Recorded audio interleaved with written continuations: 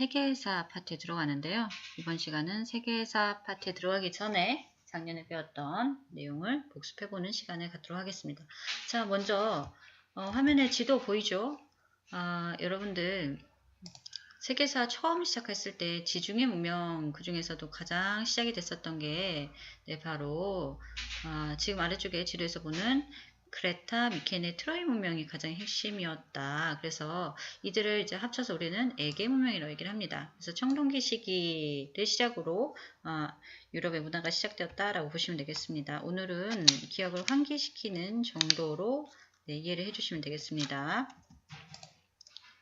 자, 이렇게 에게 문명이 시작이 됐고요. 그리스 반도 지역에서는 기원전 8세기부터 도시국가가 만들어졌죠. 가장 유명한 도시국가가 아테네와 스파르타였습니다. 기억나시죠? 자, 그러면서 이제 그리스의 문화가 만들어지게 됩니다. 서양 문화를 바탕으로 해서 건축과 조각을 강조했었던 그리스 문화. 자, 그리고 뒤를 이어서 기원전 8세기 무렵부터 로마가 탄생이 됐고요. 특이하게도 왕정이 아니라 귀족들이 왕을 몰아내고 공화정을 만들어서 운영했었죠. 이 이후에 로마 제국이 성장하게 되면서 유럽의 문명은 곧 로마의 문명이 됐습니다. 아래쪽에 보시면 가장 컸었던 로마의 최대 영역이 지도에 표시되어 있었습니다. 자, 그러나 너무 컸기 때문에 제대로 된 통치가 불가능해서 395년 로마 제국을 동로마, 서로마로 나누게 된 거죠. 자, 지금 여러분들 보시다시피 이 큰 지도에서요.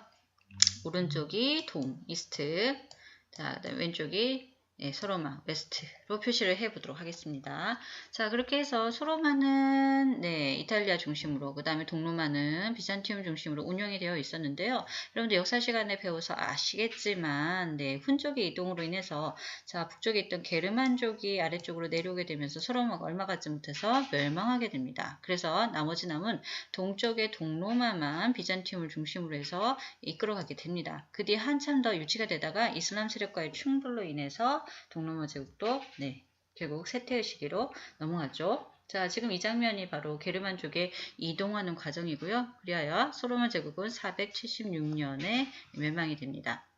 자, 그러면서요, 이 서로마 지역에 있었던 지역, 여기가 좀 중요한데요. 그 지역에 여러 개의 작은 나라들이 생겨요. 그런데 이 여러 개의 작은 나라들이 각각 자기를 보호하려고 하다 보니까 기존과 다른 그런 시스템이 나와요. 힘을 가진 사람들이 성을 쌓고 기사가 되어서 적의 침입에 대비하는 그런 모습을 보이게 되는데요. 이들을 우리는 봉건제라고 얘기를 합니다. 그래서 힘을 가진 사람이 땅을 갖고 있으면 이 힘을 가진 사람 밑에 기사들이 모여요. 그러면 힘을 가진 사람은 그들에게 땅을 나눠주고요. 죽음과 공신의 관계를 맺게 됩니다. 이게 중세 봉건제 사회예요.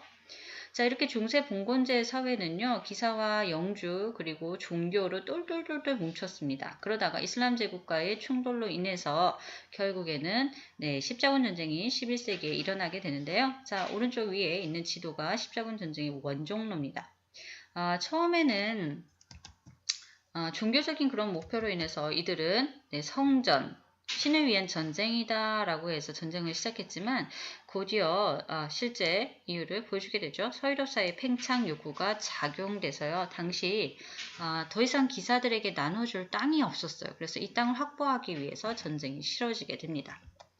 십자군 전쟁. 자, 로마 교황은 예루살렘을 되찾아와야 된다라고 호소를 하면서 전쟁을 시작을 했고요. 200여 년간의 십자군 파병으로 전쟁이 이루어집니다.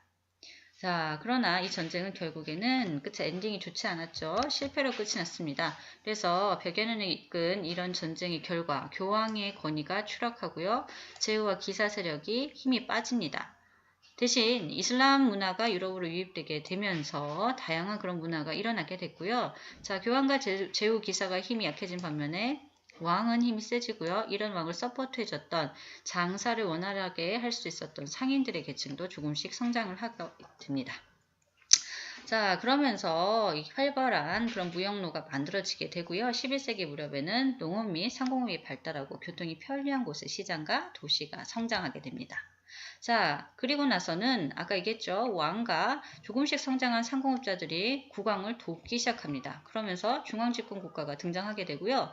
여기에 엄청 큰 역사적인 사건이 일어나죠. 콜럼버스가 15세기에 아메리카의 서인도 제도를 발견하게 되면서 드디어 지중해 중심의 유럽 사회에서 벗어나서 새로운 항로가 개척이 돼요.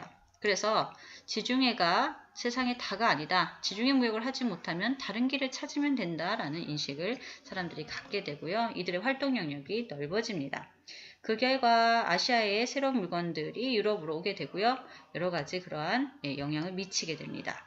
자, 거기에 따라서 국왕의 권력이 점점 강화되죠.